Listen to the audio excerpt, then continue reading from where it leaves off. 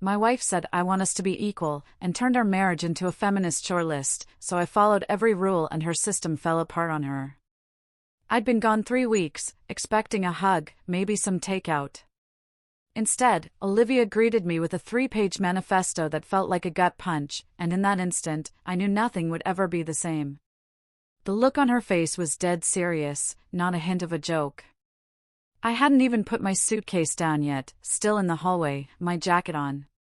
She started talking about patriarchal patterns and emotional labor distribution, words that sounded like they'd been ripped straight from a college seminar, not from the woman who used to laugh at my dumb jokes and steal my fries. Something had shifted while I was away. Something huge. And I realized the marriage I left might not be the one I'd just returned to. She directed me to sit at the kitchen table, her voice steady and rehearsed, like she'd practiced the speech a dozen times. Her laptop was already open, filled with what looked like spreadsheets and color-coded charts. Olivia had always been organized, sure, but this was different.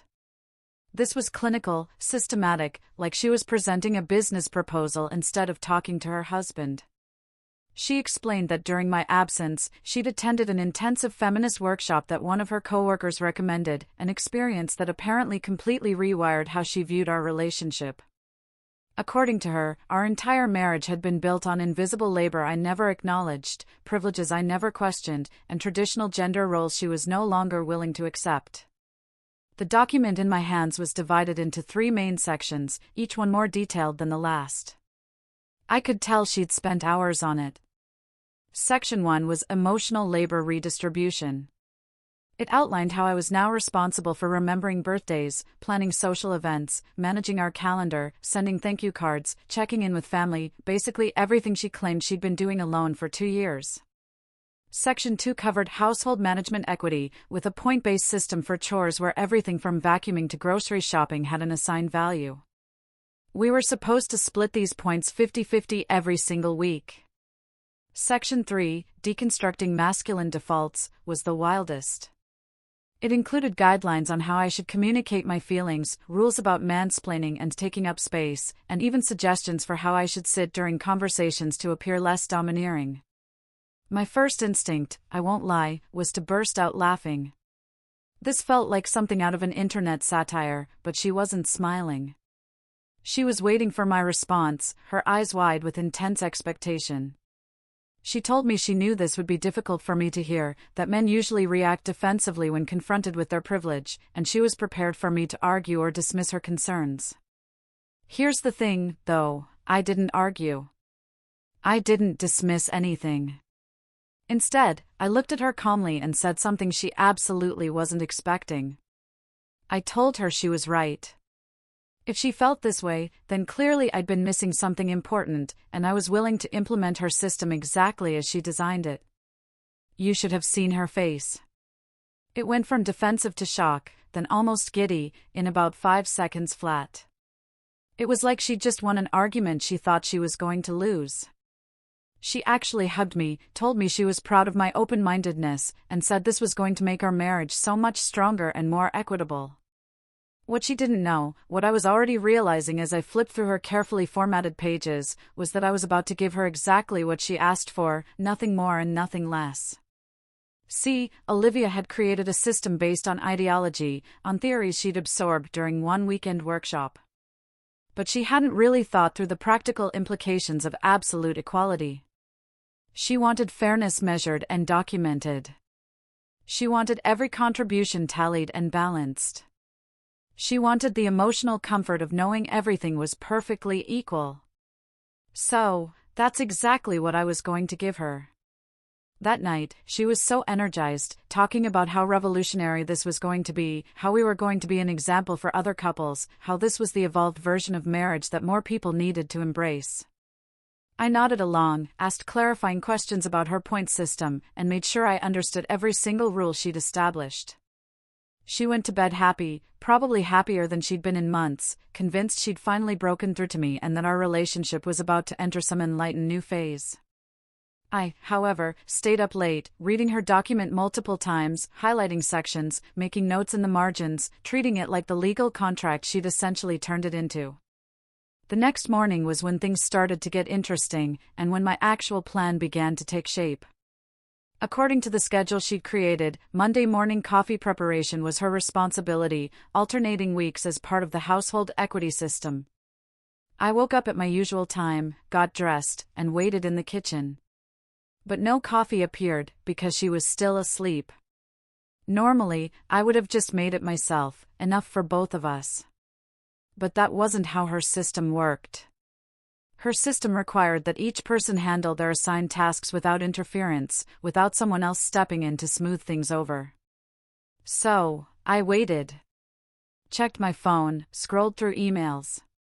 When she finally came downstairs 20 minutes later, looking confused about why there was no coffee, I simply reminded her what day it was. She seemed annoyed at first, muttered something about how she'd overslept, and that I could have just handled it this once. But I stayed calm, pointed to the exact page in her document where it specified Monday responsibilities. She made the coffee, made it badly actually because she was rushing and frustrated, and I could see this tiny crack forming in her certainty.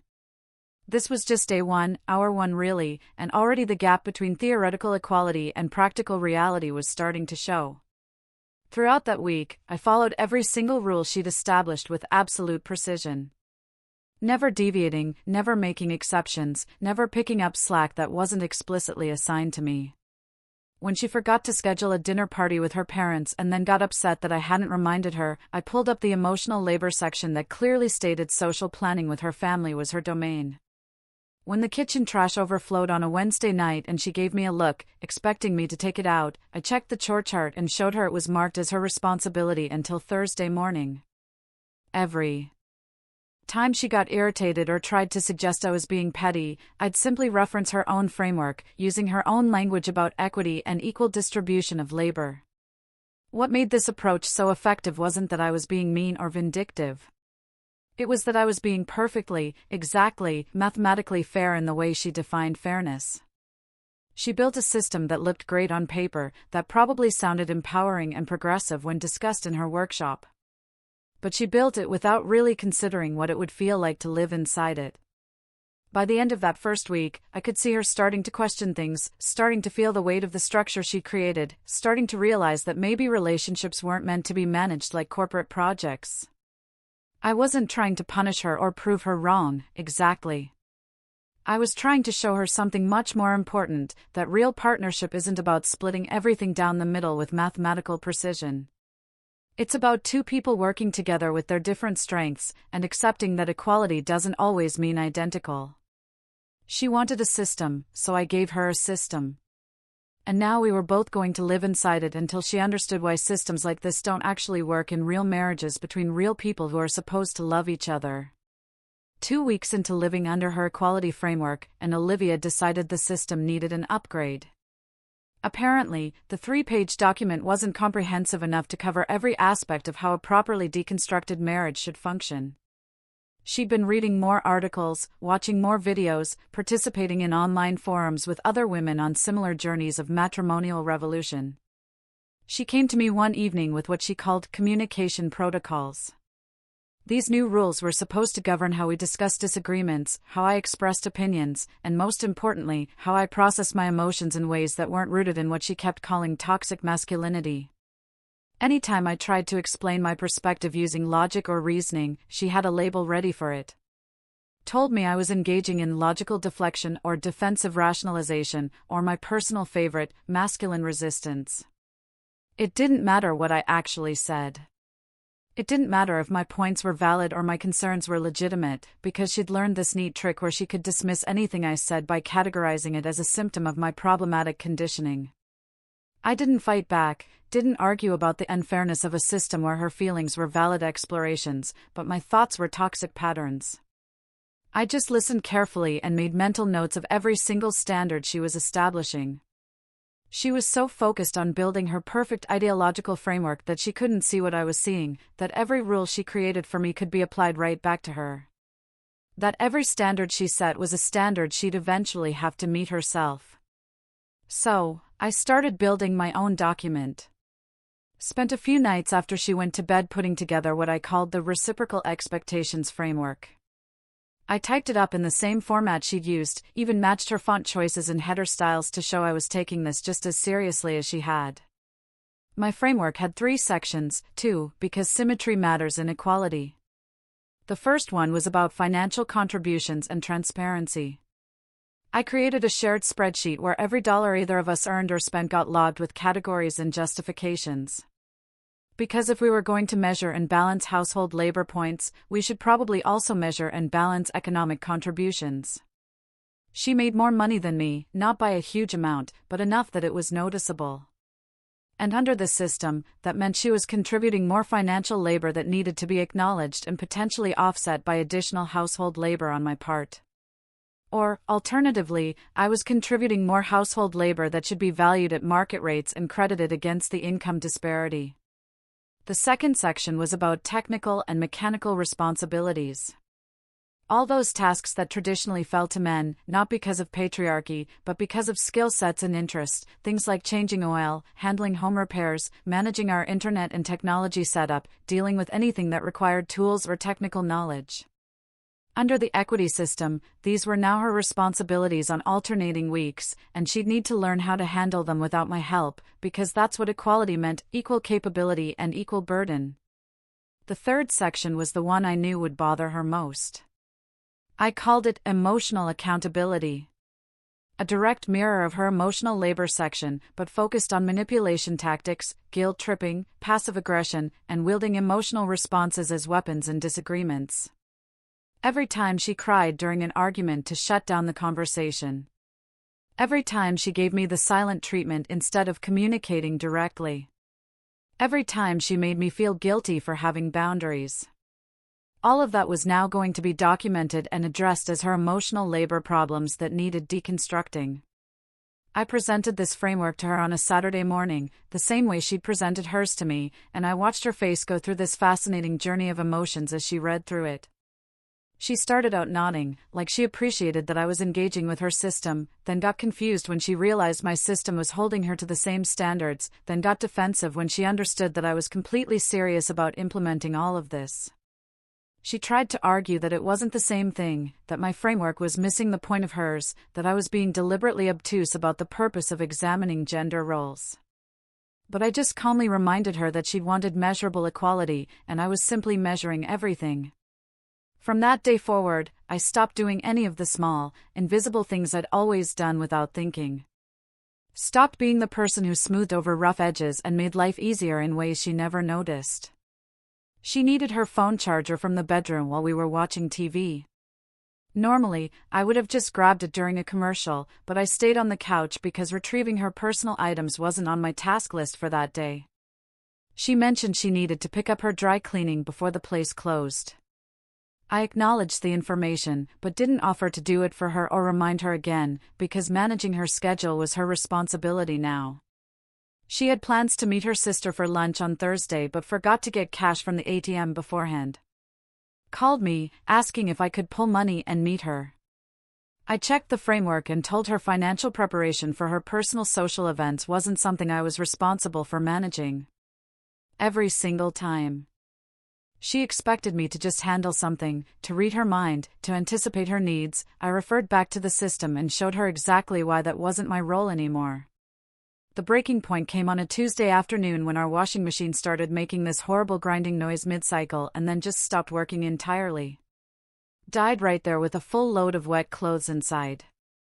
According to both her original framework and my reciprocal one, mechanical failures and appliance issues fell under technical responsibilities, which meant this was her problem to solve. She called me at work expecting me to leave early and fix it, or at least deal with getting a repairman scheduled. I could hear the panic in her voice because we had a mountain of laundry and no way to wash it. I reminded her gently that this was specifically listed under her task categories, that I had faith in her ability to handle it, that this was what equal partnership looked like. She ended up having to Google how washing machines work, watched YouTube videos trying to diagnose the problem, eventually gave up and called a repair service that couldn't come out until the following week. That evening, I watched her load 4 huge bags of dirty laundry into her car to drive to the laundromat 6 blocks away, a place neither of us had been to since we moved into our apartment because we had our own machine. She was gone for almost 3 hours. Came back exhausted and frustrated. Told me the machines ate 2 of her quarters without running, that some guy had taken her clothes out of the dryer before they were finished, that the whole place smelled like mildew and broken dreams. She looked completely defeated sitting at our kitchen table with her bags of barely dry laundry, and I could see something shifting behind her eyes. Some recognition that maybe the theoretical equality she'd read about in articles didn't account for the reality that people have different strengths and different tolerances for different types of problems. I didn't gloat, didn't say, "I told you so." I just helped her fold the clothes, because that wasn't technically violating any system rules. And because I'm not actually trying to watch my wife suffer. I'm trying to teach her something important. She was quieter than usual that night. Didn't try to enforce any of her communication protocols. Didn't label my behaviors or correct my emotional expressions. Just sat there processing what it felt like to be completely responsible for something she had no idea how to handle. The washing machine situation wasn't even the biggest issue. It was just the most obvious example of a pattern that was playing out across every area of our lives now, where her ideology was crashing hard against practical reality and losing every single time. The morning after the laundromat disaster, I woke up to find Olivia sitting at the kitchen table with both our frameworks printed out in front of her. All those pages of rules and categories and point systems that we'd been living under for the past month. And she had this look on her face that I hadn't seen since before any of this started. She told me she couldn't do it anymore, said the words quietly, like she was admitting defeat in a war she'd started. I could see her hands shaking slightly as she pushed the papers away from her. What came next was the most honest conversation we'd had in months, maybe longer, because she finally stopped hiding behind academic language and workshop terminology and just talked to me like a real person. She explained that she'd been feeling invisible in our marriage for a while before I left on that trip. Felt like everything she did went unnoticed and unappreciated. Felt like she was managing our entire life while I just existed inside it without seeing the structure she'd built. The workshop hadn't given her these feelings.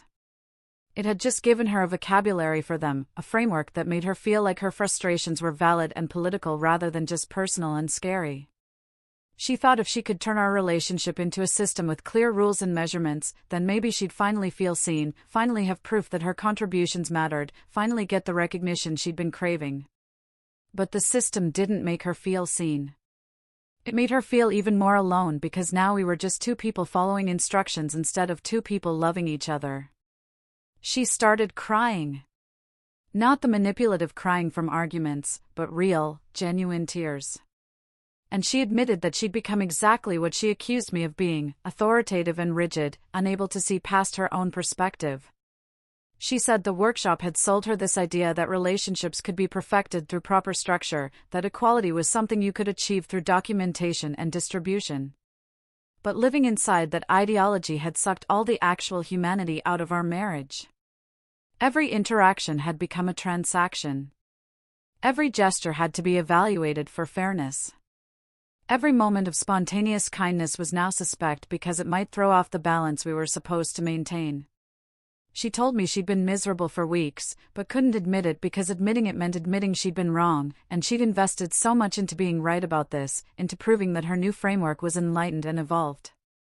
The worst part, she said, was realizing that I'd been showing her this the whole time. That every frustrating moment where I stuck to her rules exactly was me holding up a mirror to show her what she'd created. I let her talk until she ran out of words. Didn't interrupt or argue or try to fix anything. Just listened, the way I should have been listening before she felt the need to build a whole ideological system around getting my attention. When she finished, I told her something I should have told her months ago.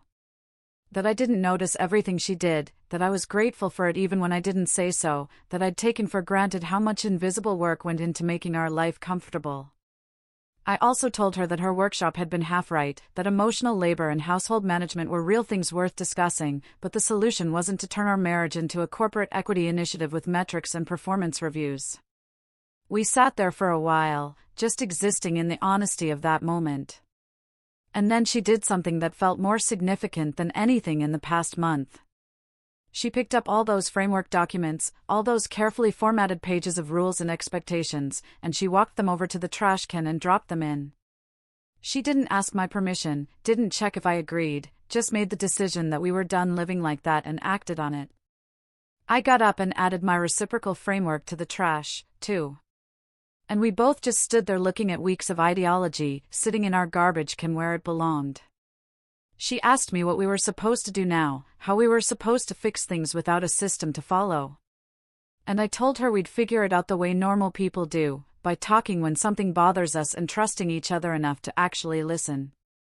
She wanted to know how we'd make sure things stayed fair without measuring everything. And I explained that fairness in a marriage isn't about identical contributions. It's about both people feeling supported and valued for what they bring. She brings organization and social awareness and attention to detail. I bring technical skills and emotional stability and a different kind of problem solving. And neither of those things can be properly measured in points or percentages. Real partnership means accepting that sometimes one person carries more weight for a while and sometimes the other person does. And it all balances out over time without needing spreadsheets to prove it. The next day, our washing machine repair guy finally showed up. Some older dude who had the whole thing fixed in 20 minutes. After he left, Olivia asked if I wanted to help her figure out how the machine actually worked so she'd know for next time. We ended up spending an hour looking at the manual together, her asking questions, and me explaining what I knew. And it felt like the first genuinely cooperative thing we'd done in a month. It wasn't about her learning because the system said she had to. It was about both of us building shared knowledge because that's what teams do. That evening, she made dinner without checking whose responsibility it was, and I cleaned up afterward without calculating if I'd earned enough points. And it felt shockingly normal, in the best possible way. We've been rebuilding slowly since then, learning how to appreciate each other without needing external validation or ideological justification. She's gotten better at telling me directly when she feels unappreciated instead of letting it build into resentment. And I've gotten better at actually expressing gratitude for things I used to just assume were happening automatically. Neither of us wants to go back to the way things were before, but we definitely don't want the framework version either. We're trying to find something in between where we're both conscious of our partnership without being slaves to some artificial system. The workshop materials are still in her email somewhere, and sometimes she gets ads for similar programs, but she deletes them now without even reading them, because she learned the hard way that other people's theories about relationships don't mean much when you're actually living inside one. We're not perfect. Still figuring things out, still having disagreements about who does what and when. But at least now we're having them as partners instead of as opposing parties in some ideological experiment. And honestly, that's the only equality that ever really mattered. What would you have done if you were in my shoes?